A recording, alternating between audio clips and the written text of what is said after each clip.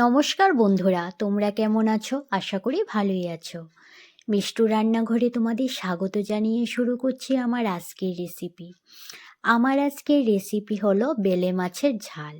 আমি এই বেলে মাছের ঝাল কিভাবে রান্না করি তাই আজ তোমাদের সঙ্গে শেয়ার করব। আশা করি তোমাদের কাছে ভালো লাগবে। এখানে আমি নিয়েছি বেলে মাছ। এখন আমি মাছগুলির মধ্যে নুন আর হলুদ মেখে নেব। এখানে আমি হাফ চামচ নুন দিয়ে দিলাম, দিয়ে দেব এখানে পরিমাণ মতন হলুদ। এখানে আমি হলুদ গুঁড়ো দিয়ে দিচ্ছি হাফ চামচ থেকে সামান্য পরিমাণ বেশি। এখন আমি নুন হলুদ দিয়ে মাছগুলি খুব ভালোভাবে মেখে নেব।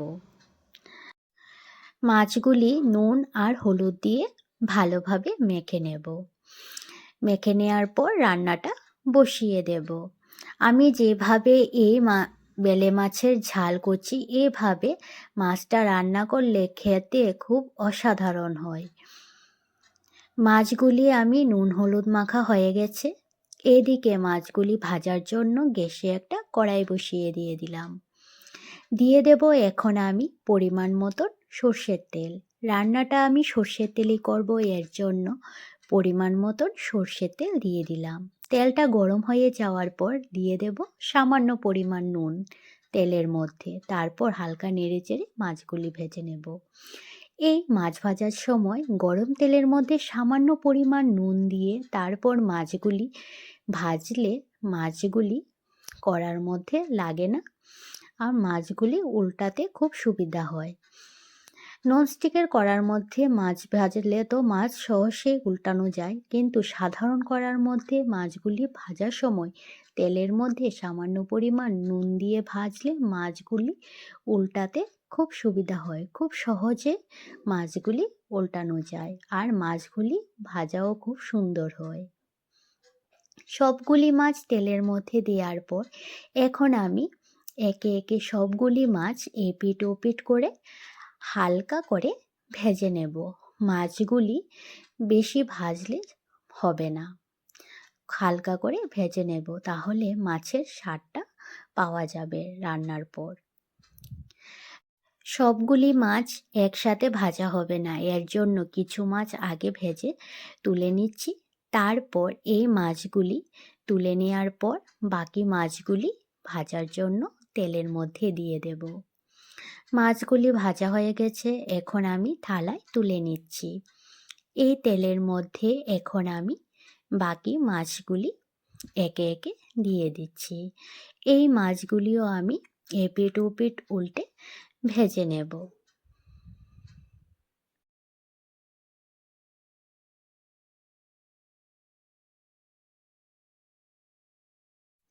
বাকি মাছগুলিও আমার ভাজা হয়ে গেছে। এখন আমি সবগুলি মাছ প্লেটে তুলে নেব।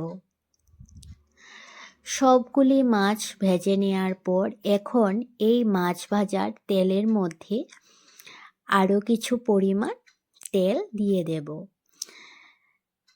এখানে আমি আরও কিছু পরিমাণ সর্ষের তেল দিয়ে দিলাম।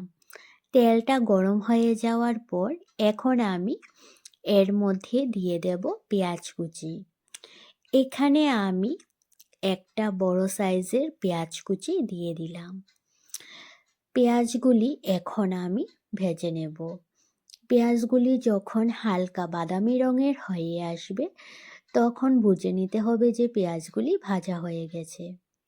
পেঁয়াজগুলি হালকা বাদামি রঙের হয়ে এসেছে। এখন আমি এর মধ্যে দিয়ে দেব পেঁয়াজ বাটা। এখানে আমি 2 চামচ পেঁয়াজ বাটা দিয়ে দিচ্ছি। 2 চামচ পেঁয়াজ বাটা দেওয়ার পর এখন আমি পেঁয়াজ বাটাটাও হালকা ভেজে নেব। পেঁয়াজ বাটাটা হালকা ভেজে নেওয়ার পর এখন আমি এর মধ্যে একে একে সবগুলি মশলা দিয়ে দেব। প্রথমে আমি এর মধ্যে দিয়ে দিচ্ছি জিরে আর ধনে বাটা। এখানে আমি জিরে ধনে একসাথে বেটে 1 চামচ দিয়ে দিলাম। দিয়ে দিলাম ঝালের জন্য 1 চামচ কাঁচা লঙ্কা, ঝালটা তোমরা তোমাদের পছন্দ মতো দিতে পারো। দিয়ে দিলাম এখানে রসুন বাটা, তারপর পরিমাণ মতন হলুদ গুঁড়ো আর পরিমাণ মতো নুন। এখানে আমি 1/2 চামচ নুন দিয়ে দিলাম।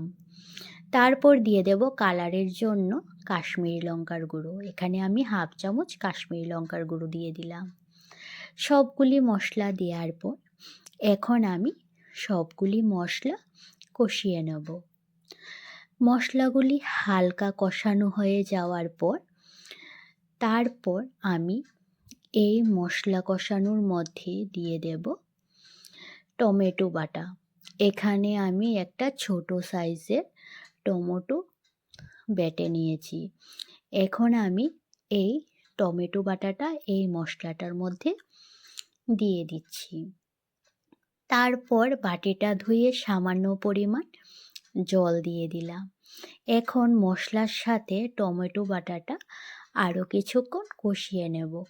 মশলাটা যদি ভালোভাবে কষানো হয় তাহলে রান্নাটা খুব ভালো হয়। আর মশলাটা কষানোর সময় গ্যাসের আঁচটা কমিয়ে তারপর মশলাটা কষাতে হবে। তাহলে মশলাটা খুব সুন্দরভাবে কষানো হবে আর রান্নাটাও খুব সুন্দর হবে, খেতেও খুব ভালো হবে। মশলা কষানো হয়ে যাওয়ার পর এখন আমি এর মধ্যে দিয়ে দিচ্ছি পরিমাণ মতন জল। জল দেওয়ার পর এখন আমি এই ঝোলটা ফোটা পর্যন্ত অপেক্ষা করব।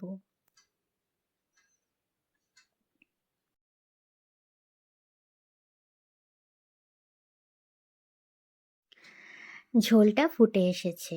এখন আমি এর মধ্যে দিয়ে দিচ্ছি একে একে ভেজে রাখা মাছগুলি। সবগুলি মাছ দেওয়ার পর এখন আমি 3-4 মিনিটের মতন রান্না করে নেব। 3-4 মিনিট রান্না করলে আমার মাছ রান্নাটা হয়ে যাবে।